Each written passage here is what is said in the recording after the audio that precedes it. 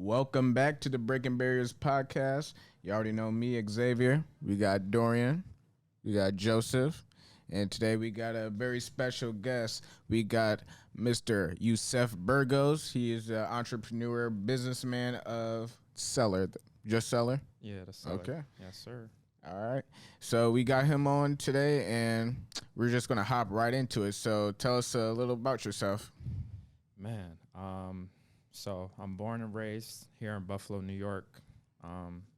So been going to school here, went to high school here, went to City Honors, ended up going to UB after high school, ended up graduating, got my undergrad in accounting from UB, then also got my master's degree in accounting as well from UB. So definitely education has been a big part of my path and my story. And then that also led to me in my senior year of undergrad opening up my business, the Cellar. And then I also, after I graduated, got my master's, started my corporate job. I was doing both of those in unison with my business as well. Well, I gotta just ask this first question because I don't really normally hear like us like young males at that time like pursuing like masters and stuff like that. So explain like what was your education like trying to like obtain those degrees? Man, it was challenging. Dang. Definitely not easy. It was at times where like, of course I wanted to quit, I wanted to stop. It was, whether I wanted to actually work a job, go make some money to be able to do the things that I wanted to do. But ultimately, in the long run, school was definitely it. So definitely got to give a lot of praise to my parents, just being there for me, encouraging me. My mom, actually, she was a teacher for about 10 years. So that's why education has always been big in my family. So never really, I don't want to say didn't really have a choice, but like I said, always been encouraged and advocated. And, I knew that like I wanted to achieve something, and for specifically for accounting, like that's the language of business. So I always had a spirit of like, being an entrepreneur and, finding little ways to make money. So I knew if I wanted to do anything that involved business, accounting would be involved. So that was kind of like my motivation and my end goal. So, like, I understand you were motivated, right? But what made you stay motivated but also be patient? Because, like, so for example, with people I know, us starting, like, clothing brands or, like, things like that, we're always trying to the quickest way possible. You took it, you kind of slowed down a little bit and said, I'm going to go to school for this, plan this out, and then down the line, I'm going to just go crazy with it. Yes, sir. What made you take that route instead of quick money, quick pay? So it would be two things first. I would say, obviously, with my upbringing and then my pops, my dad always telling me that the turtle won the race. You know what I mean? Right. No matter how fast you go, slow and steady wins the race. So that was always, keeping that in mind, and also my faith in God. But then I would say my second thing is I also didn't mention I had a big sports upbringing. So I was very, very active. I played sports my whole life. So football, basketball, and baseball. And then in high school, I played all three. I actually got recruited to play football at UB, but ended up not playing. And we could dive into that story too, because I definitely think it's relevant to what you asked me. But always growing up, you know what I mean? Everybody knows, like, in sports, you just don't go out on a court and you shooting jumpers like Steph. You know what I mean? Word, that's a fact. You don't go in the field and you're not throwing the ball like Josh Allen, Pat Mahomes, or catching it like anybody. All of that takes time. You practice. Exactly. You start somewhere. For real. You got to crawl before you can walk. So kind of just having that ingrained in me, that mentality, knowing that, like, basically on the court and on the field, like, I worked, for everything that I got, and all of the skills. Like, nothing was given to me. So I kind of just applied that background and that mindset to, school as well, and ultimately to my business. That's a fact. I do want to dive deep into it just a little. So you say you were recruited, right? Correct. And like you were about to get like a sports scholarship for college? Yeah.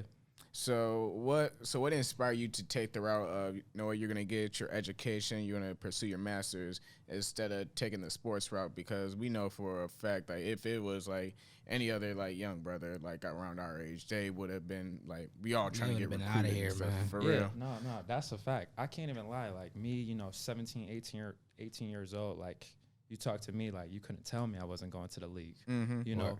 But being realistic, and also like I said, just having mainly my dad in my life, he always told me the importance of education. So we really sat down probably like my senior year, and he kind of made that hard decision for me. He was like, you know what? He was like, let's be realistic. It's not too many people going to the league from UB. He was like, yeah, education and school is going to take you where you need to be. And that broke my heart as a kid, you know what I mean? Because like I said, I thought I was going to go to the league. I still felt like I could have made it to the league, but I didn't rebel. I didn't get angry. I still continued to do what I had to do. And now looking back, I know that like I would not be where I am today if I played collegiate athletics. What was like managing like your entrepreneurial goals with working a corporate job? Managing that, tough. I would say every day is a struggle. You know what I mean? Like working a job, we all know it's like, so I work in public accounting, which I would say, to give you a little background, is a little bit more demanding than a typical 9 to 5, So with a regular job, you clock in, you do your work, and then you clock out, versus with my job, the expectation was not really to do maybe like 9-10 hour days, and then as well to kind of like enhance your craft and skill kind of outside of work. So it was kind of work that just never really like left your brain, almost like school. When you leave school, you got homework and shit. So that was already a lot of stress and pressure on me. Then turning it also like my day didn't stop when I left work. I had to go to I had to go to my business. I had to go to my store. So I would say the number one thing is just a lot of sacrifices.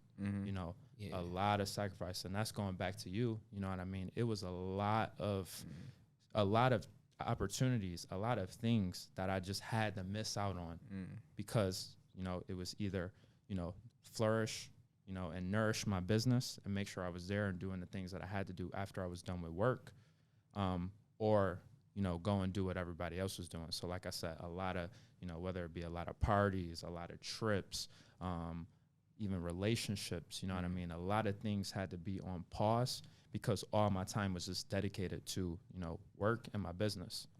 So, like, do you regret that? Because, like, I know exactly what you mean when you stop work, your job isn't over, because I'm an artist. So, like, I come home from working at, my day job, whatever like that, and I go and record, you know what I'm saying, for a couple hours after that. Yeah. So I get exactly what you mean by that. So, like, do you regret making those decisions or not? Oh, not at all. Not at all. I honestly think that is what put me where I am today.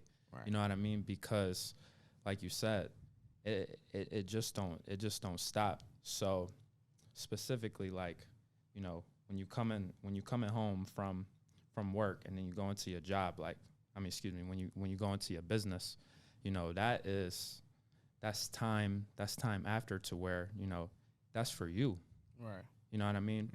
The sacrifice and the grind that you put in, that's for you. You already dedicated your time to the work, to your job.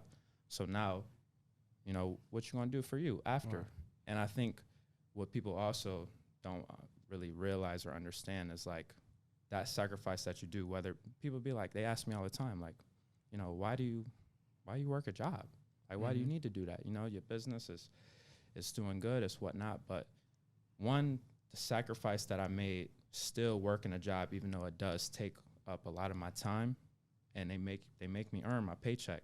Right. But I was able to, basically pay my bills and live off the money from my job rather than taking out of my business. You know what I mean? I feel you. Yes. So that allowed for my business to grow at an exponential level because I wasn't living off of the profit. I was just constantly reinvesting the profit from my business back into it, so it could grow and ultimately get to that point to where it's sustained within itself. So I think a lot of us, like you said, a lot of us young people and young entrepreneurs, they're like, oh, I want to be my own boss. I want to be my own boss. I want to do this. But then they end up going and jumping too early. And now you feeding yourself and taking out of your business, you know, basically to live when you could be, you know, doubling that. And we all know, you know, how things when it compounds and when it goes up exponentially. Right. So I have no, you know, granted it was a lot of days, you know, a lot of early mornings, a lot of late nights and days where I really like, I wanted to give up. I wanted to stop, but you know, I wasn't going to, because on the back end, you know, when something is your passion, when it's your dream, like you're not going to let it stop you.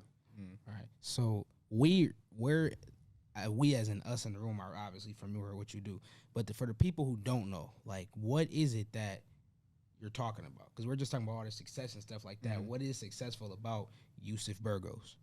I mean, I would think it would be a number of different things. Like, I think, you know, within my resume, obviously I take pride in, you know, my education, things that I've accomplished, but I would say from an outside perspective, probably one of the most successful things that we've been talking about is, you know, my business, the store, the Cellar. The Cellar, you know what I mean? What people in Buffalo know as what I would think is, you know, the most lit, the hottest sneaker boutique and clothing boutique in the town, you know what I mean? So that is what I would consider, and we talk about that. So, you know, we got all of the hottest releases, all of the latest drip, you know what I mean? Whether it be shoes and clothes, the Yeezys, Jordans, Off-White, Bape, Supreme, Amiri, you know what I mean? V-Long. Talk to Get him. into it. Yeah. Nah, for sure. Like, just for the people who like don't know, like, correct. He not lying. The Cellar is probably the most known store in Buffalo that's gonna get you right with the drip for sure. Wow. Like it's on a different level. You know what I'm saying? Than a lot of the other places. How did you like get started with the Cellar? Like the idea and then the process of getting the team together and working on. For sure. Okay. So yeah, that's definitely a story within itself. It kind of started at two avenues, and I guess I'll take you back all the way until like high school. So back when I was in high school, there was obviously no stores like mine. You know what I mean? Really in Buffalo, it wasn't too many, you know, stores to where you could go and just, you know, get the drip that we wanted. Other than that, was like at the mall. Right. So it was this Facebook page called Sneaker King. You ever heard of it? Nah, I never. Okay, so yeah, years ago, long time ago. You was in high school a minute ago. Yeah.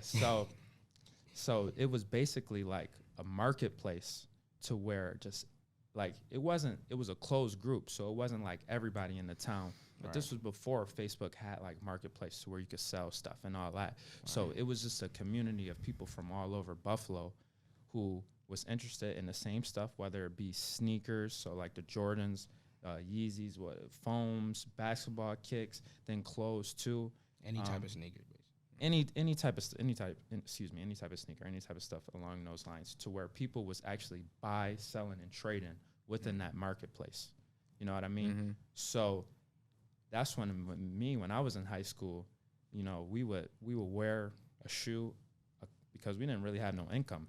A lot of us wasn't working. So what I would do is, okay, I'm gonna go to school, I'm gonna wear the shoe for like a week or two, I'm gonna flex, and then I'm gonna try to trade it and get another one to make it seem, you know what I mean? Yeah. And so that's kind of what we was doing, or what I was doing as well. Like, I was reselling sneakers, so I would wait out in a line and I'll get a pair or two and then try to basically sell that, make a little bit money. Maybe I buy something for myself, I'll wear it, flip it, and just keep doing that. So sorry to get sidetracked, but that that marketplace, that platform was basically where I got the idea of my business, because it was basically like thousands, tens of thousands of dollars going through that platform on a daily to weekly basis. So you took that and you seen how you could do it even bigger. Correct. So basically, the proof of concept was already there, Right. Because it was happening in real life. So basically, I was like, okay, how could I legitimize this? And I turned it into a storefront to do that, a brick and mortar. And just like you said, how could I put my little twist on it to take it to the next level? So that's kind of where the idea started. Then when I got to college, I ended up running into a dude who I did a lot of business with on that page. And then he was the manager of a store called Soul High. Right. So Soul High was probably the first ever sneaker boutique in Buffalo. So then I networked. I met with him. Like I said, he was the manager. I was talking to him, and then that's when I used my accounting background to ask him. I was like, hey, who's doing the books for this business? He was like, oh, I don't know. Like, we could sit down. He ended up plugging me with the owner of the store. So all three of us met. I talked to him. I asked him. I said, who's doing the books for the store? He was like, oh, no one at the moment. I told him about myself, what I wanted to do. I'm passionate about shoes, but also my educational background. We gave it probably like, a 6-month trial run. Right. He liked what I was about, handled my business. I was doing the books. That ended up turning to me working like a couple of days a week as well on the weekend because I was in college. And then, that kind of just got my feet wet as far as like in the actual business of it. And then fast forward like a couple years later, me and the same dude who was the manager, we ended up partnering with another person. So it was 3 of us, and we ended up buying out that business and then rebranded it to the Cellar. Once we rebranded it to the Cellar, that's when we added what you see now. So before that was just sneakers. We added the clothes. Then we also added the buy, sell, and trade because they weren't doing any of that. And then we also had the aspect of having the brand new and the pre-owned as well. So go ahead. Do you feel like you're responsible for bringing the resale game to Buffalo at this level? Because I'm not going to lie to you. I did not really know about a lot of reselling and stuff like that in our city before hearing about the Cellar attached to it.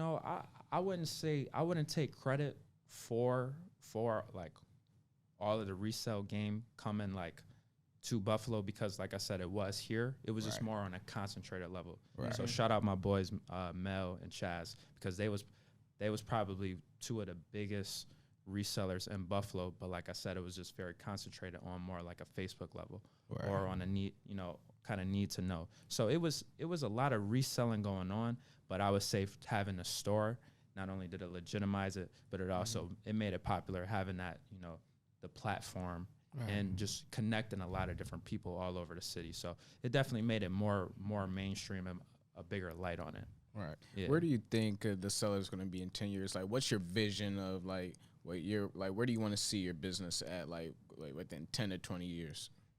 10 to 20 years. So I definitely want to continue to be a staple for the city. You know what I mean? Right. I need that. Yeah, absolutely. I really, really like to consider the Cellar a big part of the culture of our city. You know what I mean? On a different level of just sneakers and clothes, like just ultimately being like a hub of like people coming in, chilling and linking with a lot of people. Like, a lot of creatives have came through the Cellar and rubbed shoulders and elbows with each other and took that to a whole nother level, whether it be art, art, rap and videography, doing podcasts, etc. Like a lot of people have came through the Cellar and like I said, just was in that space, having that space to where people could just come in, whether it be shopping or really chilling, having a good conversation, talking about whatever, whether it be sports, what's going on in the world, what's going on in the town, just kind of like that barbershop element, but just in a different space. You know what I mean? Yeah, because if you really think about it, like clothes can do to you what a barber can do to you. You put certain clothes on and make you feel a whole different way. Come on. Carry yourself a whole different way. You got some drip on, you know what I'm saying? That's a fact. Like, right. We didn't all got fly for our birthday, you know what right, I mean? like birthday, whatever, bro. Go on a date, you know what I'm saying? Yeah, exactly. You gotta have you put it that on, you know what I'm saying? That's a fact. So, all right, we're talking about all like these positives. What is some negatives that you've noticed from running this big staple business? Because a lot of people know who y'all have almost 40,000 Instagram followers. Absolutely. So not a lot of people in the city got a K next to their page. So a lot of people know who y'all is. Yeah. So what's something negative you feel like you have experienced from this? The negatives, I would say that, when you do it, everybody think it's easy. Right. Because we live in this fast paced society, and with social media, like we really only seeing the positives, like you said, and that highlight reel, to where a lot of people don't understand like the work that it really, really took to get there. You know what I mean? To put in. So that's why I wanted to highlight, on the questions like, okay, having a job and a business, because like a lot of, the store for me is like, that's the sexy part. You know what I mean? That looks good. But to be honest, you know what I mean? My education and my corporate job, that really propelled me to where I could get today. That really did it. So that's why I wanted to have those conversations about the sacrifices and just letting people know that like anything you do, especially when it comes to business or whatever, you got to have a 5-year plan. Nothing is going to pop like this at all. Like nothing comes overnight. No success comes overnight. Literally. It really takes about, some people are blessed, but it typically takes about 5 years to really get stuff off of the ground. You know what I mean? So for the first 4 years, me and my business partner, we didn't take no money from the business. So it's a little hard when, you got this outside perception where everybody's just like, oh, you own a business, like you got to be rich. And it's like, no, like, I'm grinding, I'm doing everything I can to. So, I ultimately could get to that point to where like, now I could, not necessarily take the foot off the gas, but, you just got things flowing. And now it's like I said, I just keep using the word compounding. And I think that's the biggest thing too. And another thing too that I want to speak on. So I read like this like weekly newsletter, and it's this lady. Her name is Aisha Selden. A lot of people consider her like LOC, like Twitter auntie, but shout out to her. She also got this book called Mud to Millions that I would recommend tapping in.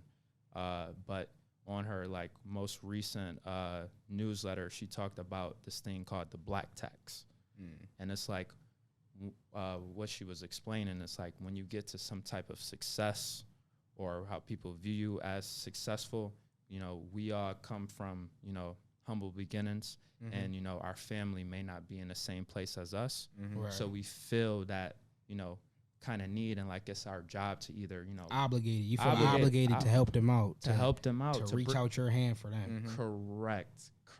But we tend to do that at a place to where we not even all the way there over the hump ourselves. Right. You know what I mean? So that can kind of halt and put it like our progress. So how do you deal with that then? Because I know a lot of people know who you are.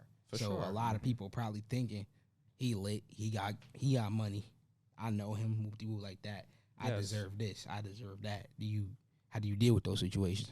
I think it just really comes down to, the awareness of it, and being transparent, because obviously we want to, we really do this is, to create a better self for us, but our family as well. You know what I mean? So it really is a fine line and puts us at a place to where it's like, damn, like, I don't know what to do. Right. But I think that having these conversations like this and putting it out on the table to where people know that about it before they even get to that situation, they'll be a lot more prepared. You know what I mean? Because this was the first time I think we all knew about it, but nobody ever like put a phrase on it, like the black tax. And I'm like, damn, I really felt that. So if we could have those conversations before, and then just being, like I said, transparent with maybe a family and this and that, and it's like, hey, like, I really got your back. I want the best for you, but I can't be a crutch for you. You know what I mean? Because ultimately, you know what I mean? I don't want to enable maybe, your situation or create any laziness, because a lot of people, if they don't have that self, initiative, they will just depend on you. Yeah, so it's not no law. It's not no like, I don't love you. I still love you. Like I said, I got your back. I'm gonna be here, but I just want what's best for you. So I can't do this for you right now, but eventually, you know what I mean? We're gonna work and let me see some progress, and then when you get to this place, then I can help you get over that hump. Yeah, so that at the end of the day though, like you can't take care of no grown folks. You know what I'm saying? Like different people have measured hard work differently, but not everybody's rich because not everybody has put that hard work in. You know what I'm saying? Absolutely. That's just a fact, right? If it was easy, everybody would do it. Everybody would do it. 100%. You could lead a horse to the water, but you can't make him drink it. Right. So, that's also tough too, when it's like, dang, you feel like you're doing everything that you can for people and family, and something is just not clicking. So then you start to just understand that, like, you just can't save everybody, unfortunately. So that's a learning experience and that's a progress too. But I think, like I said, the best thing is just having those conversations early and knowing that is going to happen. You know what I mean? When you get to that space and when you get to that time, and it's like, it's just the law of attraction. It's the same thing too. Like, we could flip it on another aspect as far as like, whether it be love and relationships, whether it be on social media, and we post a lot of content and we want people to see us in a certain light, but not really understanding what that brings with that light too, So just being able to, like, remain true to yourself, and also kind of like take a step back and really see people for, kind of who they are and what are their intentions. And, you get a lot of like people with ill intentions, when it comes. You always do. Yeah, when you view it as successful. Exactly. That's just signs of success. But we talking a lot about we're talking a lot about success. But besides that, like, who is Yusef Burgos though? Like you said, you came up from you're born in Buffalo. What part?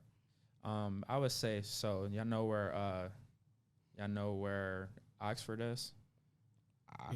Oxford in Buffalo, or in Buffalo, like north. That's, I don't know. I would say like it's really central. Y'all know where the Delvin station is? Yeah. Oh yeah. Yeah. Okay. So basically, I grew up around the corner from the Delvin station. So the thing about the Delvin station is it's on Main Street.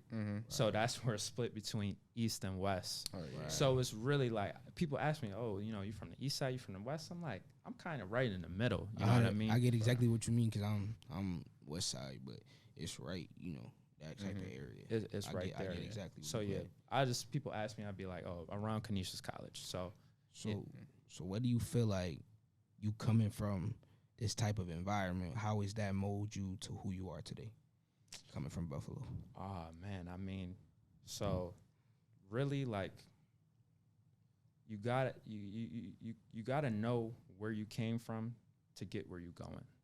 You know what I mean? Like, word. Everything about my upbringing, you know what I mean, ultimately made me who I am today. You know what I mean?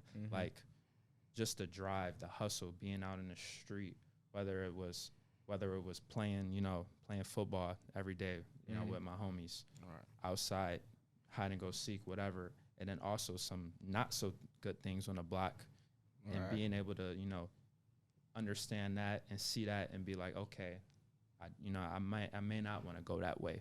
Right. So, I just, when you grow up and you have, these close friends, and then you reach a certain age, some people go like this, some people go like that. So I would say, like, for me, going to City Honors was definitely, like, very different for me, a culture shock, like. Why? I was obviously, like, it's a predominantly white school. Yeah. So, exactly. I'm around a lot of people who I'm not used to. Also, a lot of my peers and friends at school had more than me growing up. So that was a little different. Right. But, me playing football, in high school, City Honors didn't have a team. So I played football for Riverside. So that's crazy. So going over to Riverside, that's not really close. You comparing night and day, you know what I mean? Yeah.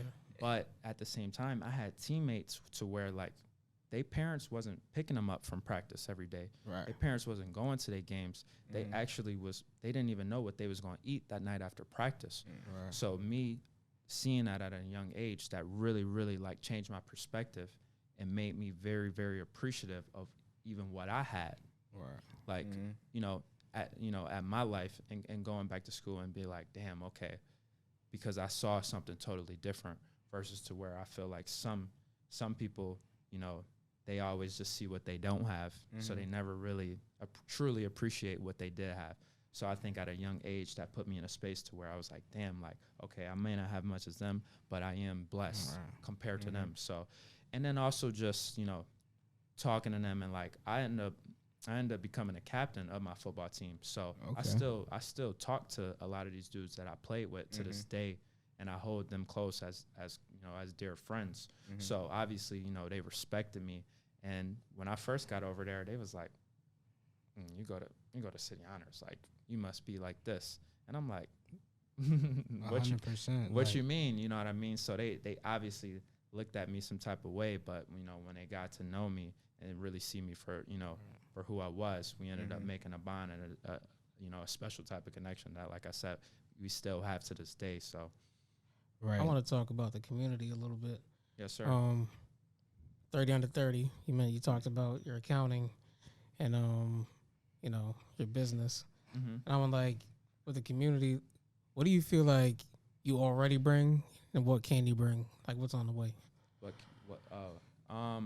Honestly, when it comes to our community, right now, the number one thing that I want to provide is mainly inspiration. Letting other, kids and people that look like us know that it's possible. Like, you really, really could do this and do, really whatever you want to accomplish. So I think in my space, as far as being an entrepreneur and having a business, sometimes, you just have these sites to where it's like, damn, like, how did they do that? How did they achieve that? Like, is it even possible? And I think I'm a living example of, like, it really is possible. It's going to take a lot of hard work, a lot of sacrifices and a grind, but you really can come from, where we come from and experience what we do and have a business, or, like I said, do whatever you want to do. Now, what do I want to bring to the community in the future, and what I'm working on is now opportunity. You know what I mean? I understand that I came from, a situation going to school and education, et cetera, that, like, everybody is not fortunate enough to have those opportunities. I also know that regardless of where I came from, like, we didn't have a lot of resources, but I never felt unloved. You know what I mean? So I felt like for me, I had a love privilege, and that ultimately is, a testament of my parents and my support system. So I do understand that as well. So I feel blessed, and I feel very, very grateful for that, and I never forget about that. But that's just not the same for everybody, unfortunately. You know what I mean? So some people need help. Some people need a sense of community. Some people really need to know that, like, somebody is really looking out for them or really cares about their well-being. So, just doubling down on that is like opportunity. So now, with my business, like, how can I use that to give back to the community, but also create opportunities? So whether it be, doing things like this, a podcast, and telling my story, and, hopefully inspiring somebody else, but now going to, like, opportunities as far as jobs, growing my business. You asked me earlier, I didn't really get to touch on it, but, creating a bigger business to where now I can actually start employing people from the community, diversifying my business as well, opening up other things and tapping into different industries to where now, you know what I mean? Hey, like, I got this opportunity for you, or, we could intern and do this. And that's just on a broad perspective. But then specifically with the accounting, like I said, it's the language of business. It's involved in anything you do, whether it be music, whether you selling hair, doing nails, it's the numbers. A sports team, it's the numbers. Every business has an accountant. So me being in a space as far as accounting in the corporate world, it's not too many people in an accountant space that look like us. So I really, really understand the value of it and how important it is. So I think that, using my experience now, okay, I think it's on me to kind of like have the next young accountant or somebody in that space to like kind of bring them up and provide them with, not only an opportunity, but tutelage as well. Because people ask me literally every day, hey, can you do my books? Can you do this? Oh, you do taxes? This, and that. So unfortunately, I haven't gotten to a space to where I could actually, service and help those people because I'm just too busy. You know what I mean? But I never forget about those people. And I do, like I said, I see the value of it in our community. You know what I mean? Because I'm in this space, and I'm not going to say that there's none, but I don't know too many black accountants in Buffalo. You know what I mean? Especially younger ones. Right. So there probably is some older ones, and I don't want to be disrespectful at all. You're the only one I know. I'm going to say it for you. You the only you know one what I mean? know. I just don't know too many. So, like I said, I see the opportunity in the space, and I would love to kind of, bring somebody up to where now I could be like, I'm handing you business. You know what I mean? And we could grow that to where now we make a big impact in the community. Because if anybody, you need help with this, whether it be anything in the finance world, we can assist. And now we help in the community as a whole, because, a lot of us don't have that background, that knowledge, or the awareness. So it's very important to, having a successful business, whether it be that, or even just having life, financial literacy is very, very important. So the accounting aspect, we just think of accounting and we just think of, taxes. Like I'm just sitting behind a computer, just crunching numbers all day. And that's really not the truth. You know what I mean? It's a lot more to it and a lot of opportunities. So that's kind of like my vision as far as like how I want to give back, to the community. Yo, you answer questions without us asking. You know that? It's just like probably the third time where you've been talking, and I had like one or two questions to ask you, and you answered it in just talking. but yeah. So just to go back a little bit. Yes, sir. Because I had this one thing to wrap up this part of it. So okay, you grew up Main Street area, whatever like that, right? Yeah. And then you went to City Honors, which is a predominantly white school. Yep. How is it? Can you just run us through that type of experience? Because I've been through it before, but I was younger. I didn't really go through that from high school up. So can you just run us through that? Like what lessons and things you learned from that experience? Oh, man, a lot of lessons. So probably the biggest one that I would say going through that is like, don't lose yourself. You know what I mean? Especially when you are at an age where you're trying to find yourself. It's a lot of changes, being a teenager, etc. Right. But you cannot get lost in the sauce. So thankfully, because I had some other friends too that unfortunately did, because we was just surrounded by, so many different type of people. At that age, that's naturally like you just want to fit in. You know what I mean? Right. So, I had my dad, and my parents and my cousins to make sure that didn't happen. But at the same time, I just realized one day, and I was like, oh, you know what I mean? I know who I am. I'm going to stay true to my identity. And, I'm going to just take a step back. Right. So then that ultimately led to me going to college, to where it really just like opened up my eyes to a whole new world. And like, it was people like out there that looked like us, that had the same goals and ambitions and different things. Because sometimes I feel like Buffalo as a town, is so small, and it's so small-minded that like when I was a kid growing up, it was a lot of people that, that was in my neighborhood, in my community, and it'd be like, why are you talking white? And I'm like, what does that mean? You know what I mean? Right. How is like education and white, like there's no correlation between that. You know what I mean? So that's kind of what I had to deal with growing up. And I think that was just a product of Buffalo being a small town, and just, the ignorance that breeds with certain generations. So I know that we're definitely getting out of that, which is good. But that was like tough on me. You know what I mean? Kind of being stuck in the middle, like not what's the name, black enough for one side, and then I'm obviously not white. So it just put me in a space to where I was like, oh, damn, like you kind of just feel like an outsider. As a kid, that can be, you know what I mean? Right. It can really be conflicting. It can be conflicting, yes. And you're just like, damn, like you either feel alone or you don't know what to do, because as a kid, you really just want to fit in. So I was fortunate enough, like I said, to have my family to really ground me, but some people don't have that that same, background. So I would say, like, you have to stay true to yourself. Don't, it's okay. You know what I mean? Be you, be comfortable, and make sure that, like, you just stay true to you and who you are, whoever that is. You know what I mean? And don't be ashamed or afraid of it just because the people around you, it may be different.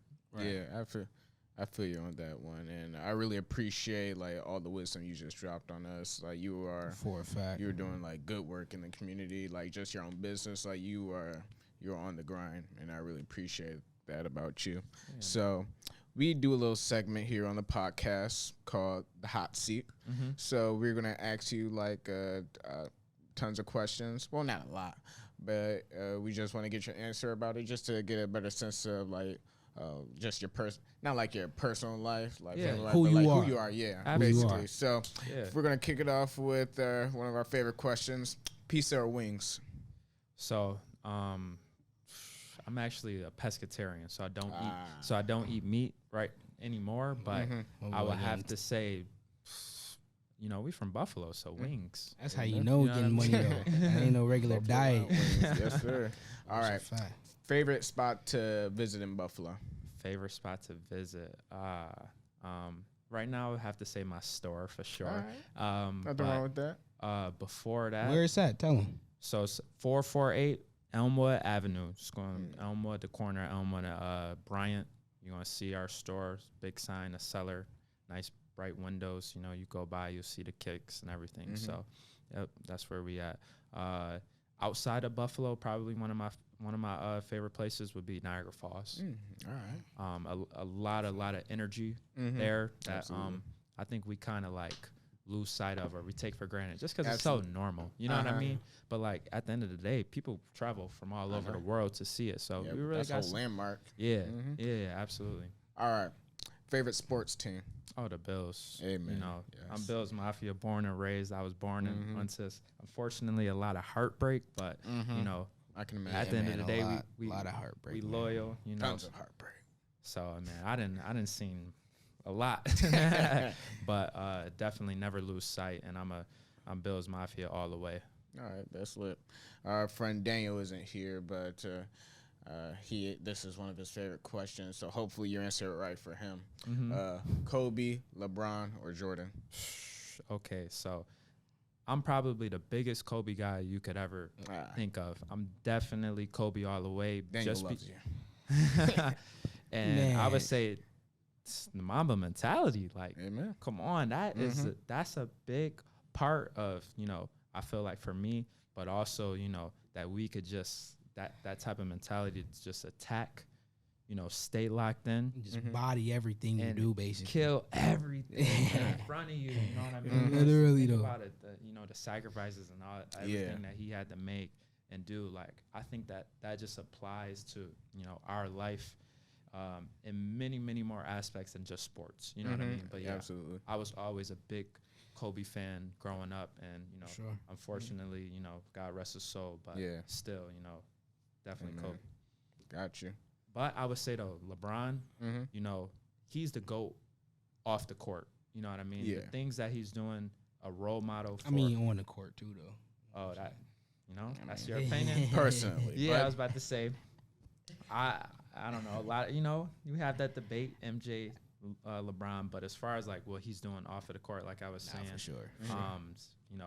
Never had no bad negative like run-ins with the media throughout his whole career.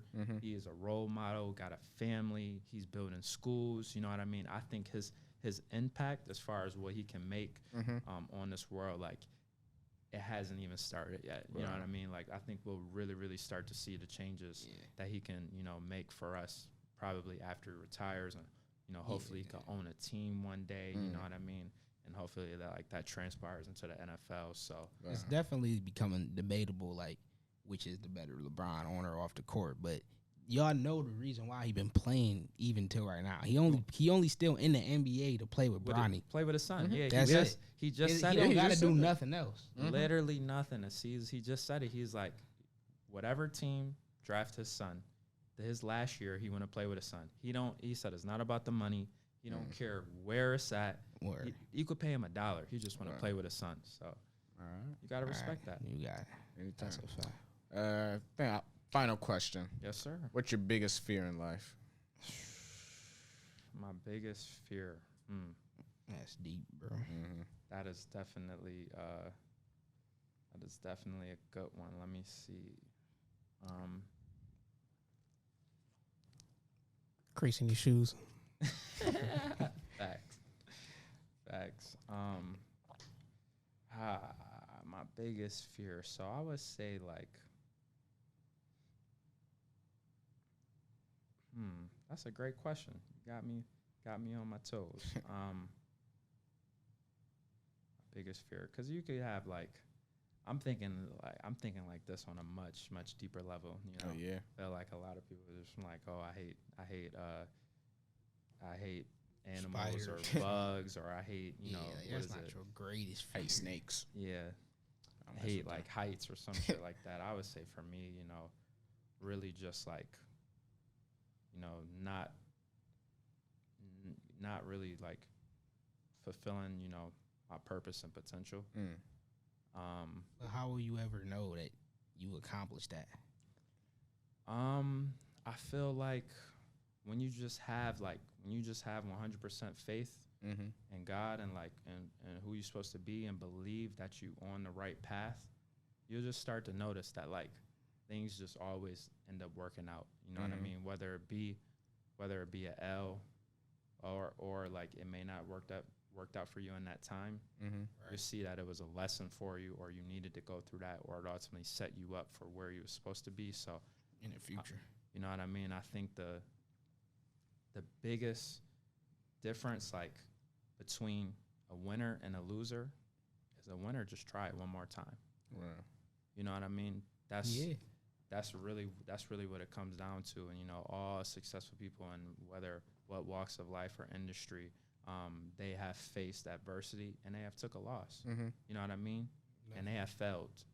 So that's the one thing too, you can't be afraid of failure, because everybody has experienced and everybody has went through it, and it's ultimately like a gift.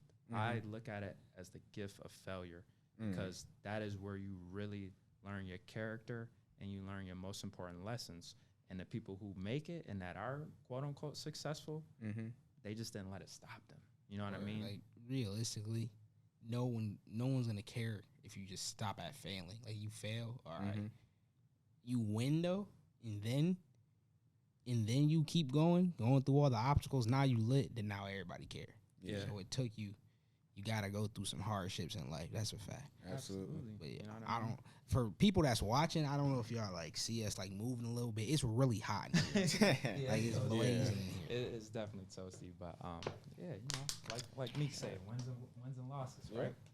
That's just a part of life. So, So what can we see coming next for the Cellar?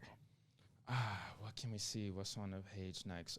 So we going into our summer season. So hopefully a lot of like good inventory, a lot of good things coming through. Definitely going to be pop-up season. So hopefully just bringing a lot of opportunities, whether it be to other local brands or bringing some artists to the town and just I was gonna ask. I got any more future collabs with artists? Because I know y'all be working with Benny and them. all the Griselda. So I can't necessarily drop the details now, but I would just say stay tuned. You know what I mean? Like stay tuned, tap in, because we definitely got some things on the horizon. So always try to do that. And I know they like to be involved in the community and our hometown. So that's just what I like to do, to be able to give that that avenue and that hub, like I said, for for everybody just to enjoy that. But Shout out Griselda for sure. Yeah, got you. So, well, that's all we got for today. Again, thank you for coming to us. Like, this was a really great conversation. And once again, just keep up the grind. I need to visit that shop one day. I've not been to the Cellar, but all the promotion you just gave me today, I'm showing up. Bro, So, the Cellar yes, what's sir, up for yo, sure. So that's all we got for you guys today. Again, we got Dorian, my boy Joseph, and Mr. Yusef Burgos on the podcast today. So hope you guys enjoyed this conversation we had. Again, support Breaking Barriers Buffalo. They are our parent organization, and please tune into to me, Joseph, and Dorian Generator Z podcast. We just talk about basic life stuff, just stuff that we as young people care about. So please tune into that podcast as well. And that's all we got for you today. So have a blessed day.